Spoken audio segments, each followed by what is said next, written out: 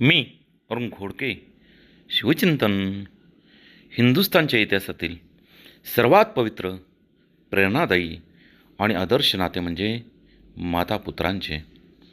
जिजाऊसाहेब आणि शिवबाराजे यांचे हे नाते केवळ जन्मदात्री आणि पुत्र एवढेच मर्यादित नव्हते, तर ते होते गुरुशिष्य, संस्कारक, संस्कारित आणि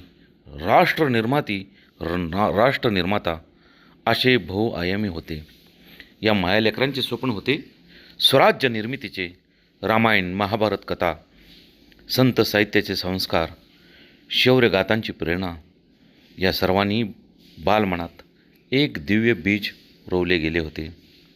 इतिहासात वादळात जेव्हा संकटाचे ढग दाटून येत, तेव्हा जिजाऊसाहेबांचा आदर्श शिवरायांसाठी दीपस्तंभाप्रमाणे ठरत असे.